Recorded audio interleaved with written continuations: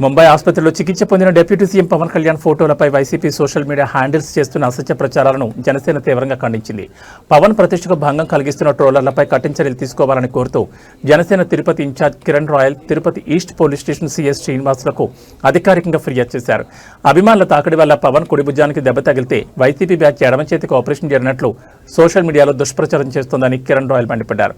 గతంలో జగన్పై కోడికత్తి దాడి జరిగిన సమయంలో పవన్ కళ్యాణ్ ఆయన త్వరగా కోలుకోవాలని ట్వీట్ చేస్తూ శత్రువునైనా గౌరవించే సంస్కారాన్ని చాటుకున్నారని గుర్తు చేశారు. రాజకీయ లబ్ధి కోసం వైసీపీ పేటీఎం బ్యాచ్ ఇలాంటి నీచమైన ట్రోలింగ్స్ పాల్పడుతోందని, ఈ అబద్ధ ప్రచారాలు చేసేవారని జగన్ కూడా కాపాడలేరని ఆయన హెచ్చరించారు. ఉప ముఖ్యమంత్రి పవన్ కళ్యాణ్ వ్యక్తిత్వాన్ని కించపరిచేలా వ్యవహరిస్తున్న వైసీపీ సోషల్ మీడియా ప్రతినిధులపై చట్టపరంగా కఠినమైన చర్యలు తీసుకోవాలని జనసేన నాయకులు డిమాండ్ చేశారు. నమస్కారం తెలియజేస్తూ ఈరోజు తిరుపతి ఈస్ట్ పోలీస్ స్టేషన్ నందు మా డిప్యూటీ సీఎం మా పార్టీ అధినేత పవన్ కళ్యాణ్ గారి మీద వైసీపీ పేటీఎం కుక్కలు చేస్తున్న సోషల్ మీడియా ట్రోలింగ్కి చెక్ పెట్టేందుకు ఈరోజు ఈస్ట్ పోలీస్ స్టేషన్లో సీఐ గారికి ఫిర్యాదు చేయడం జరిగింది. మా జనసేన పార్టీ లీగల్ టీం అందరూ ఆధ్వర్యంలో జనసైనికుల ఆధ్వర్యంలో వచ్చి ఈరోజు సీఐ గారిని కలిసి వాళ్ళు ఏ విధంగా అయితే ట్రోల్ చేస్తారో మీరు చూపించడం జరిగింది. పవన్ కళ్యాణ్ గారి ఆరోగ్య రీత్యా అభిమానులు తాకిడి వల్ల కొన్ని సంవత్సరాల క్రితం ఆయనకి రిప్స్ చిన్న ప్రాబ్లం వస్తే ఆయన సర్జరీ చేసుకున్నాడు. ముంబైలో అందరూ తెలిసిన విషయమే. ఇది ఒరిజినల్ ఫోటో.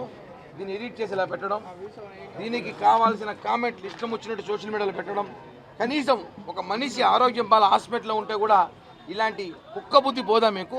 ఇలాంటి కామెంట్లు పవన్ కళ్యాణ్ గారు పెడతారా?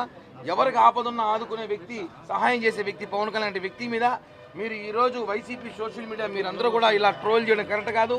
పవన్ కళ్యాణ్ గారిని అదేవిధంగా చంద్రబాబు గారు వెళ్ళి పిలిస్తే నేను వస్తాను త్వరలో అని చెప్తే దాన్ని కూడా మీరు వైరల్ చేయడం చూడండి ఎంత దారుణం ఇది.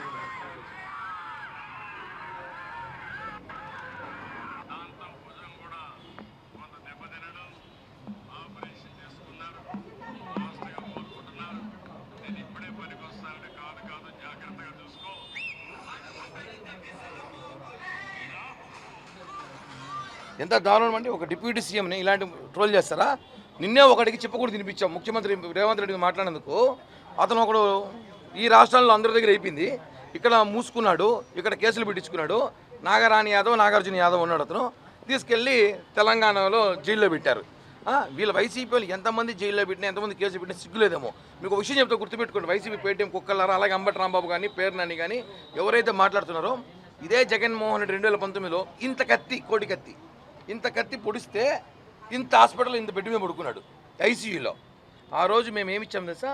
జగన్మోహన్ రెడ్డి ప్రతిపక్ష నేత త్వరగా కోలుకోవాలి, ఆయన తిరిగి ఆరోగ్యంగా రావాలని చెప్పి పవన్ కళ్యాణ్ గారి స్టేట్మెంట్ ఇచ్చి లెటర్ ఉంది.